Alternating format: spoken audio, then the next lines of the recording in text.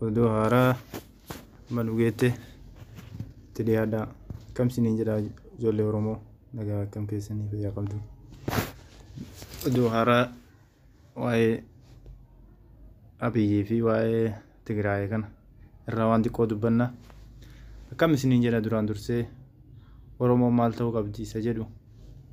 haa ilaallu. Mootummaan lamaa wallaan isaan Oromiyaan maal keessaa argatti faayidaa jedhu keessatti maaltu maal ta'a? Mootummaan wallaan kuni lamaanuu maal faayidaan isaanii Oromoon maal irraa faayidaa argatti maal irraa kasaarti isa jedhu gargar baasnee osoo ilaallee baay'ee bareeda. Mootummaan kun mootummaa nafxanyaati. Mootummaa gartee uummata Oromoo balleessuuf murteeffate. Mootummaa gartee uummata qeerroo Oromoo lafarraa fixuuf siyaasa fayyadamee uummata gartee nafxanyaa atiif hojjechuuf ergamtuu nafxanyaa ajaja nafxanyaa fudhatee biyya Itoophiyaa jechuun aadaa tokkoo fi afaan takkaa fi biyya takka jala deebisuu isa murteeffate. Isa kana irratti yoo laalle gaafa wayyaanee Mallas Zeenaawiin bulchurree kana waan nu godhe nutti hin fakkaatu. Garuu mootummaan kamiyyuu Oromoo irratti wanni Oromoo faayidaa inni bahee hin jiru. Faayidaa isaa bahee malee. Garuu namni akka biyyiitti Oromoo fakkaatee Oromiyaa miidhe waan jiru natti hin fakkaatu. Aga afaan barreetti ka durii dhiis. Garuu Tigraay yoo mootummaa kana ka cabsitu taate biyya Itoophiyaa kana akkam ka gootu isa ilaallu ufii qabatti. Gaafa qabattee Oromoon faayidaa maal keessaa argatti isa jedhu haa ilaallu. Gaafa Mallas Zeenaawii nama kenna laayifii baanii hin fixani. Gabbaasee diidumatti nama ajjeeftee akkas waan gootu. Garuu inni illee wanni inni nuu ga'e nama kenna beekaa ija nama hayyuu gartee nama hayyuu nama beekaa qaroo lif keessaa gataa dhossamaan lif gataa jiraatan. Gam tokko yoo Oromoo miidhan gam tokkoon Oromoo wal qabu. Garuu isaan nafxanyaan ammoo nurratti hin korre takka. Mirga nafxanyaa argatee nafxanyaan gara baseetti nurratti baandiraa isii dhaabattee nurratti caffaruun bara saniin jiru. Amma yoo ilaalle Oromoon faayidaan isiin asirraa qabdu maali? Yoo Tigraay argatte Oromoon mirga argatti moo Abiyyiin mo'ate Oromoon mirga argatti isa jedhu yoo ilaalle nu Abiyyiin faayidaa takka illee nuun qabu. Kasaaraa yoo nu buuse malee yoo nu dhabamsiise malee yoo saba keenya gartee cunqurfamaa fi aadaa teennaa fi gartee sabaaf sablammiillee waan takka wanni inni bahuuf hin jirtu. Afaan takka sanii fi mirga nafxanyaa ol baasee aangotti ol baasee irratti yoo caffare malee yoo saamsise malee Abiyyi wanni uummata Oromootiif bahu wanni takka hin jirtu. Oromoon akkasii beeka quba qabaadha. Hin sobaminaa wanni kun siyaasaa qumaaraati. Gara mataa hin jiru mormi daaqa jedhan. Gara biyya hin jiru namuu ni beeka shakkii takka hin qabu. Shakkiin tokkollee hin jiru. Abiyyiin nafxanyaa guunuu irratti baasuun inni nafxanyaa ta'uu isaati. Abiyyiin nama gartee Oromoo fakkaatee uummata Oromoo miidhuuf murteeffate. Oromoonuu Oromiyaa wanni jedhamtunuyyuu baddee gana Amaarotatti jiraachuu ta'a. Kana yoo ilaalle mootummaan Tigraay osoo mootummaa kana cabsee Oromoonni faayidaa argatti isa jedhu yoo ilaalle Tigraay humna jabaa qabdi. Uummata abdatee jiraatu.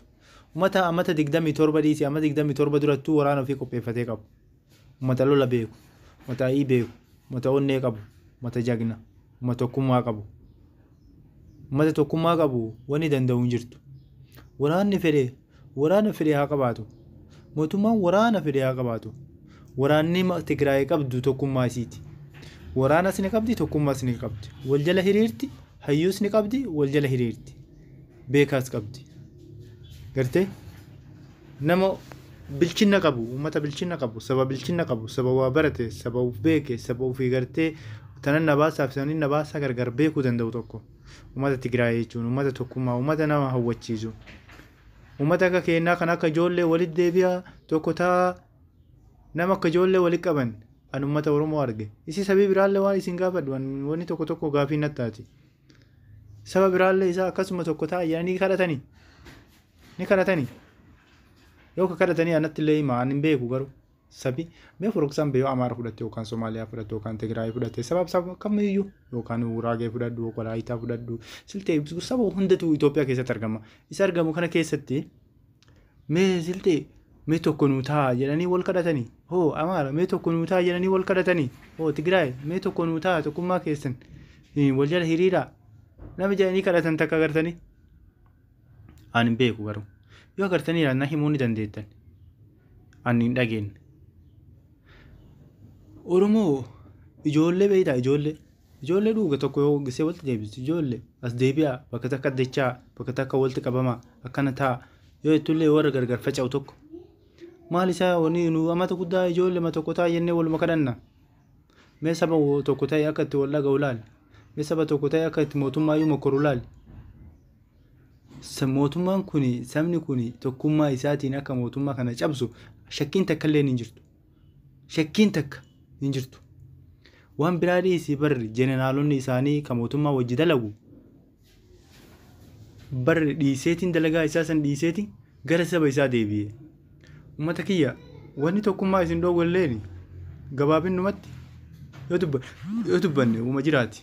waan jiraa tokko isinitti hima sabni yoo gartee nami qabeenya hin qabne nami miskiina nama hiyyeessa saba hiyyeessa gara waa liqimsutti gora nu tokkoffaa wanni nu cabse miskiinummaa ta'en hin qabnu homaa waan nyaannee bullu hin qabnu waan gartee ilmaan teenya guddifannu hin qabnu kanaafuu ergamneetiin ilmaan teenya guddifachuun sunis hanqina gartee ekonomii keenyaati sun hanqina kenna hiyyummaa adatun hiyyummaan gaafa sitti hoonatti waan hin taane seenteeti waan hin taane keessa sharraqatta waan sin baasne keessa seente waan gisee san giseen keessa dabartu barbaadatta kanaafuu ergamtoota poolisii naannoo Oromiyaa ergamtoota poolisoota liyyuu poolisii Oromiyaa garaa keessan laaltanii saba keessan hin ganina as deebi'a giseen ammaa gisee saba ofii bira dhaabbatan poolisii naannoo Oromiyaa poolisii naannoo Tigraay poolisii naannoo Amaaraa poolisii naannoo Somaalee namni kamiyyuu sabi kamiyyuu saba ofii bira dhaabbata isin garuu saba biraa waliin dhaabbatanii saba keessan dhooftan maal akka ta'e hin beeku kun rakkoon kan bakka tana jiru maali hoo isin bira maaltu jira murteessaan keessanii sabuma keessan dhiiftaniitiin bakka ergamuma callaa giseen ammaa gisee saba isaa bira dhaabbatan saba ofii bira dhaabbatanii gisee mirga gartee gaachana saba isaanii ta'an gisee namni as deebi'ee saba isaatiif gaachana ta'utti isin ammoo as deebitanii diina itti taatan saba keessanii haadha teessanitti abboleessa keessanitti obboleettii teessanitti abbaa keessanitti diina taatan hoo maaliif isin barbaachisa kun ergamni kun wama rabbi isin kenne seetanii ergama mootummaallee yoo taatan waan rabbi isin kennee miti bara ergama keessan baachuun dirqama garuu haa ta'uuti ergama saba keessanii irratti waan dalagamu kamuyyuu bira dhaabbachuun qolachuun dirqama keessanii poolisii Oromiyaa hanqina isin keessa jiru silaa ufoo beetanii nama gorsanii miti silaa nama gorsuu danda'u nama saba wali qabuu danda'u isin poolisii jechuun gaachana saba isaati Tigraay maaliif uummata isaanii boonsuu jirti maaliif gaachana taateef maaliif abdachiifte maaliif mootummaa jala ergamtuu mootii callaa hin ta'in haya pirezidaantiin naannoo Oromiyaa mujjiin gaane kawwamaan beeyne yaa'uudaan isin akka isaa laaltanii waliin gowwamuu hin qabdan mootummaan tokko yoo inni mootummaa tokko gartee yaadi isaa kasin baafne taate yaadi isaa kana jala deemuun dirqamaa miti kun isin mootummaa naannoo Amaaraa yoo ajaja tokko baase mootummaa naannoo pirezidaantiin naannoo Amaaraa tokko ajaja tokko baase mootummaan dhufee isin ajaja isin akka kennu taate isin ajaja san isnu baasaaf hin baasuu isin gargar laallachuun dirqama keessan kana malee akkanumatti ergama mootummaa fudhattee fiiguun hin taatu ergami mootummaa ergama kasaaraati mootummaa bakka takkatti balansii gootee laaluu qabdi balansiin kun maali uummata Oromootii fi mootummaa jidduu balansii ilaaltee mootummaan kun hoo umma saba kana miidhuu jira hoo haadhatii miidhuu jira abbaa kiyya miidhuu jira obboleessa kiyya miidhuu jira biyyattii miidhuu jira saba kam ganam jira garamitti yaadu jira maal ta'uu isaati jettee gargar baasuun dirqama keessan yaada deeggartoota mootummaa yaada deeggartoota PP kan mootummaa naannoo mootummaa keessa dalagdan warrooti afaan Oromoo dubbattan Oromoota ijoollee Oromoo jaarsolee Oromoo ka ergama mootummaa kanaa fudhattanii deemtan giseen ammaa gisee jalaa galan mootummaa kana mootummaan kufaatiin isaa dirqama laazima waan shakkii qabaatii miti ni kufa mootummaa kana garuu mootummaa naannoo Tigraayiitiif wal qabatee mootummaa naannoo Oromiyaa ajaja baase mootummaa kana waliin akka dhaabbattan jedhee ajaja isin kennu kun isin hin baasu isin saba keessaniif dhaabbachuu malee deemtanii mootummaa agartee naannoo biraan hin dhoofnettanii wanni isin mataa keessa isin seentan yoo gowwummaa taate malee mootummaan akka kaartaatti isin hin taphatu jira akka kaartaatti qumaara isin hin taphatu jira Tigraay deemtee ijoolleen Amaaraa deemtee mootummaa naannoo Tigraay hin dhooftu waan isinitti himu humna naannoo Oromiyaatti deemedha maali kun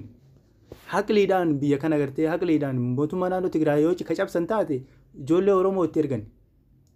gaafa Shaabiyaa yoo fudhatte gaafa Shaabiyaa fi Elteriyaa fi Itoophiyaan gaafa wal dhoofte eenyutu dhume harka 100 keessa harki 50 harki 75 ijoollee Oromoo calla kana beekuu qabda yaa ijoollee Oromoo yaa poolisii Oromiyaa hin gowwoomina lola jettanii lola mootummaa isin ajajettanii mootummaa Tigraay dhoofnettanii hin deemina wanni isin achi keessaa qabdan faayidaa takkallee hin qabdu kasaaraa yoo fiddan malee yoo lubbuu teessan dhabdan malee lubbuma teessaniin taphatan ilmaan Oromoo ta Facebook irra teessee laayifii dabarsuu jirtu hundinuu ta Facebook kanarraa fi ta YouTube kanarraa yaada dabarsuu jirtu yaada bilchaataa dabarsuu jirti ijoollee waa barattee jirti isaan asirraa dabarsan kun akka isiniif yaadan beekaa gabbu'aa hordofaa nama kana hin tuffatinaati gabbu'aa hordofaa maaliif yaadni jara kanaa hoo mootummaan Tigraay illee womaan hin bahu Oromoof illee womaan bahu waan takka illee nuuf hin bahu garuu mootummaan kun mootummaan gartee mootummaan PP'n kun gartee mootummaan naftanyaa kun isiniin biyya san cabsuu deema isin hin dhaqina ka isinitti himnu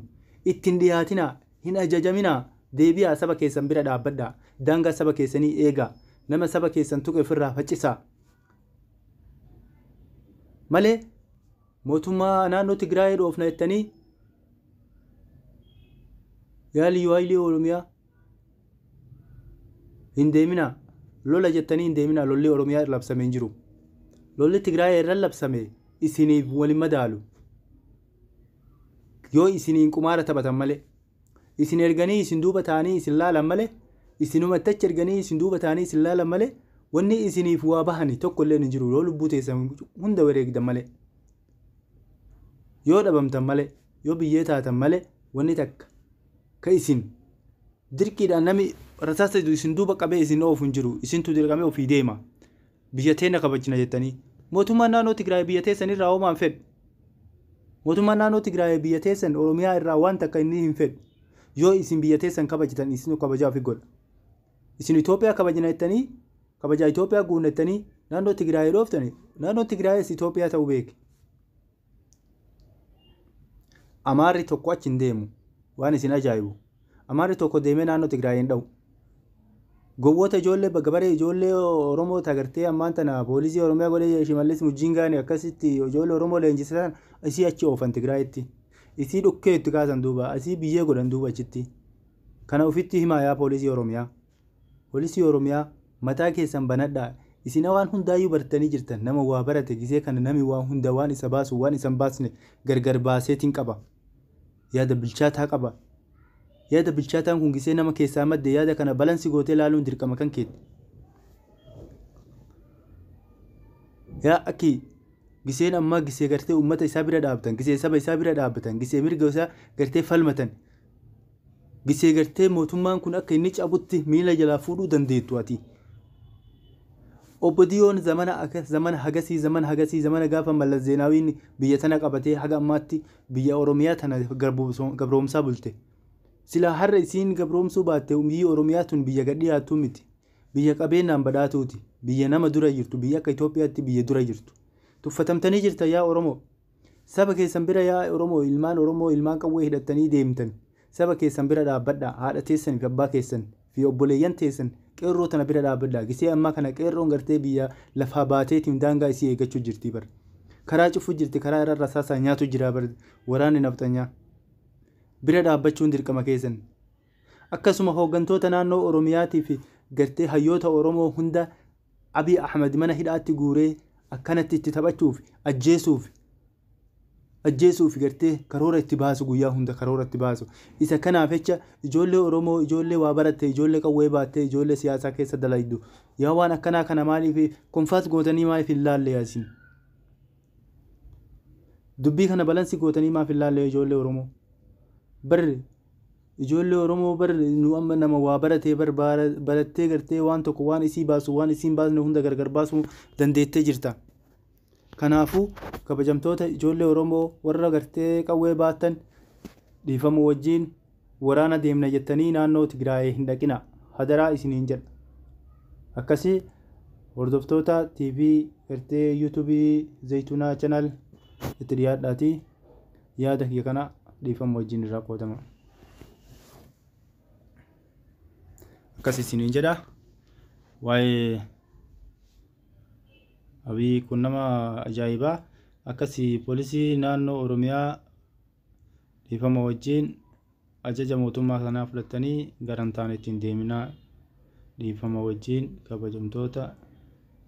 keenya hordoftoota TV Zayitoonaa YouTube itti dhiyaadhaatti yaada kana qoodama.